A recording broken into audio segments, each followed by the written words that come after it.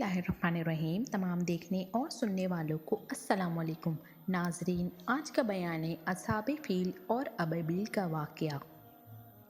आखिरी नबी हज़रत मोहम्मद सल्लल्लाहु अलैहि वसल्लम की पैदाइश से कबल कुछ ऐसे वाक़यात हुए हैं जो इस बात की तरफ इशारा थी कि इस सरज़मीन पर कुछ गैर मामूली चीज़ होने वाली है। इन वाक़े में एक वाक़या असहाबे फील और अबील का वाक़या है, जिसका अल्लाह पाक ने कुरान पाक की आयत सूरह फील में भी अर्ज़ किया है।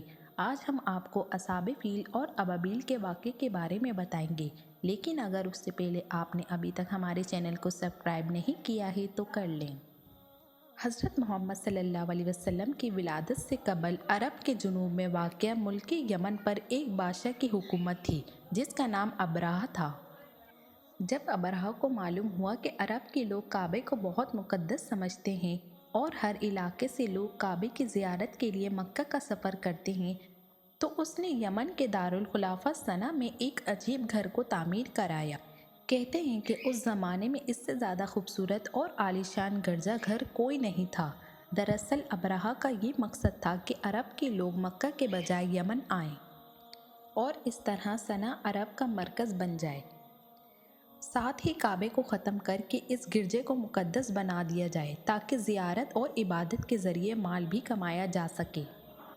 जब अरब के लोगों को उसके इरादे का इल्म हुआ तो वो तेश में आ गए। लिहाजा इन लोगों ने इस अमल को अपने दीन के लिए ख़तरा जाना। लिहाजा उनका एक शख्स यमन गया और एक रात इस गिरजे में दाखिल होकर एक हिस्से में आग लगा दी, जबकि दूसरे हिस्से में गंदगी फैला दी। जब अबरहा को ये खबर मिली तो उसने अपना सब्र खो दिया और उसने कसम खा के कहा कि वो इस तौहीन का बदला काबे पे हमला करके लेगा।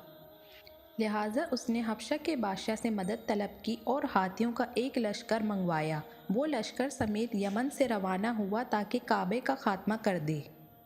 इधर अरब के तमाम कबीले अबरहा के खिलाफ खड़े हो गए और उसे शिकस्त देने के लिए मैदान जंग में कूद पड़े।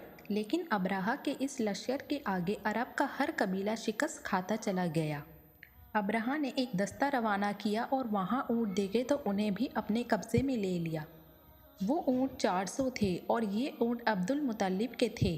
जब ये खबर अब्दुल मुत्तलिब को मिली तो आप मक्का से बाहर आए, जहाँ अबरहा का लश्कर ठहरा था। वहाँ जाकर अबरहा से मुलाकात की दरख्वास्त की।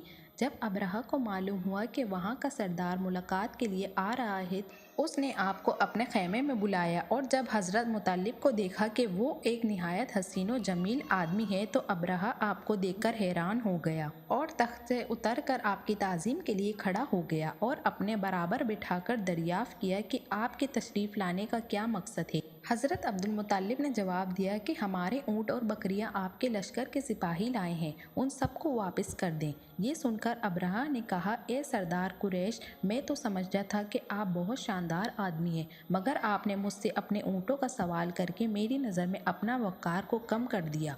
ऊँट और बकरी की क्या हकीकत है? मैं तो आपके काबे को बर्बाद करने आया हूँ, आपने इसके बारे में कुछ नहीं कहा।